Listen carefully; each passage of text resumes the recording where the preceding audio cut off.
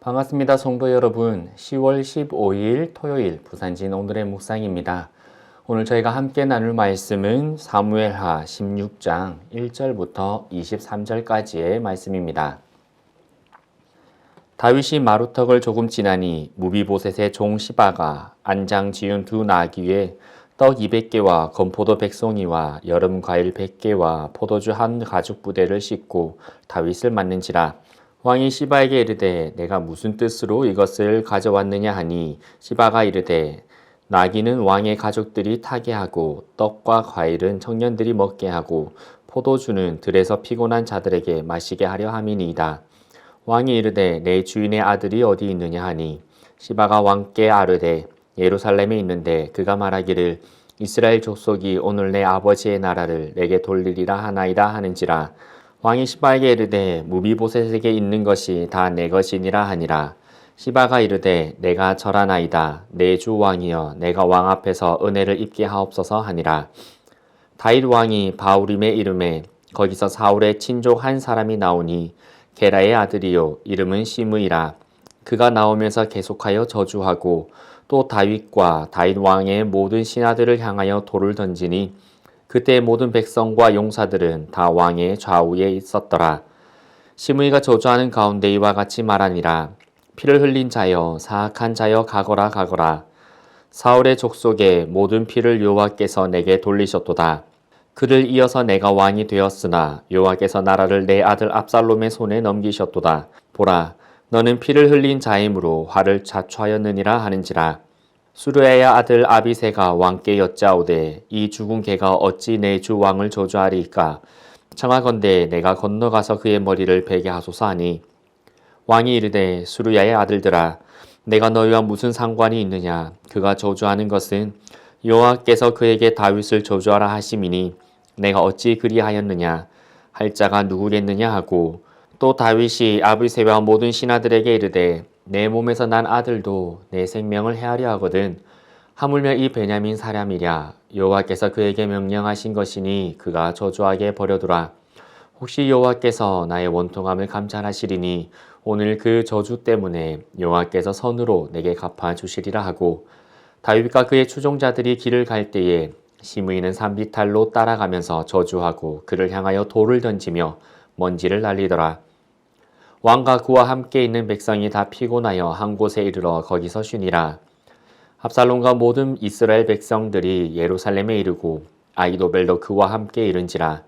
다윗의 친구 아렉 사람 후세가 압살롬에게 나갈 때에 그에게 말하기를 왕이여 만세 왕이여 만세하니 압살롬이 후세에게 이르되 이것이 내가 친구를 후대하는 것이냐.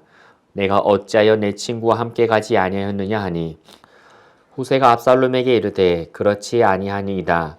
내가 여호와와 이 백성 모든 이스라엘의 택한 자에게 속하여 그와 함께 있을 것이니이다. 또 내가 이제 누구를 섬기리이까. 그의 아들이 아니니까 내가 전에 왕의 아버지를 섬길 것 같이 왕을 섬기리이다 하니라. 압살롬이 아히도벨에게 이르되 너는 어떻게 행할 계략을 우리에게 가르치라 하니 아히도벨이 압살롬에게 이르되 왕의 아버지가 남겨두어 왕궁을 지키게 한 후궁들과 더불어 동침하소서.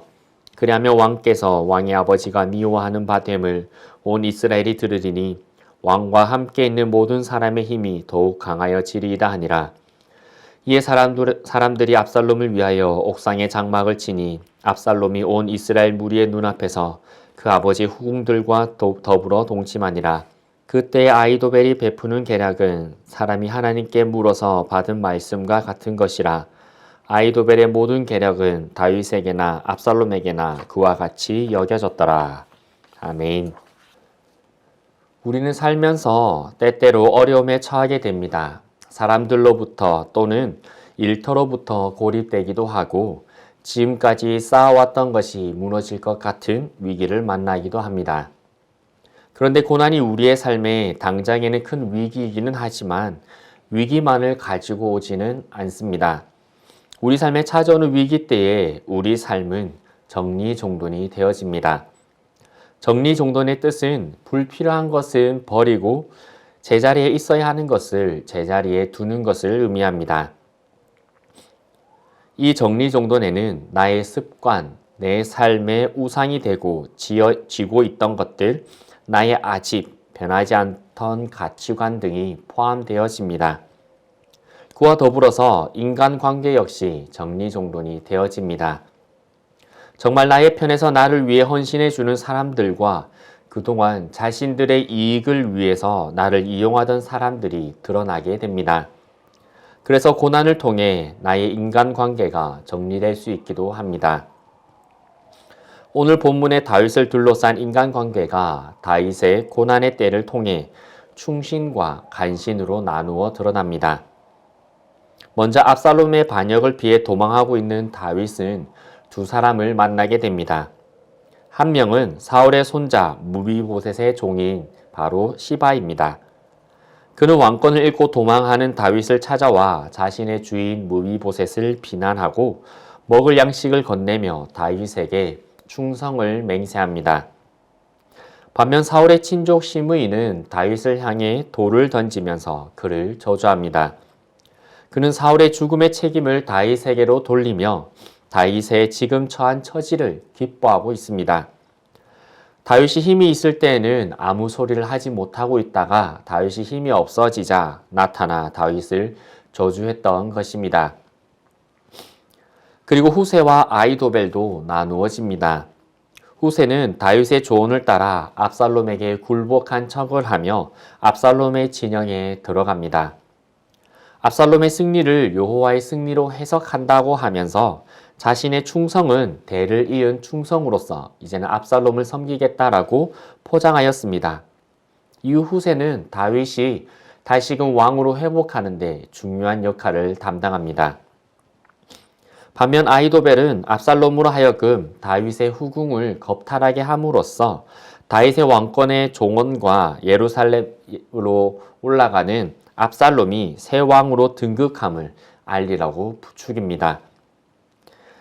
이러한 상황에서 다윗은 어떻게 행동하고 있습니까? 다윗과 함께 도망하고 있던 아비새는 시므이가 다윗을 저주하자 그를 죽이려 합니다. 하지만 다윗은 시므이의 저주가 하나님이 시키신 것일 수도 있다라고 하면서 그를 죽이지 말라라고 합니다. 즉 다윗은 자신의 모든 삶에 하나님이 함께하고 계심을 믿고 있었던 것입니다. 하나님께서 함께 하심을 고백하는 것은 내가 잘 되는 것만을 의미하지는 않습니다. 하나님께서 함께 하신다는 것은 내 삶이 어려워지고 고난의 때를 만나는 것까지도 포함되어집니다. 그래서 모든 상황에서 하나님께서 함께 하시기에 내가 어떠한 상황에 처해 있던지 하나님 앞에 바르게 살아갈 수 있게 되는 것입니다.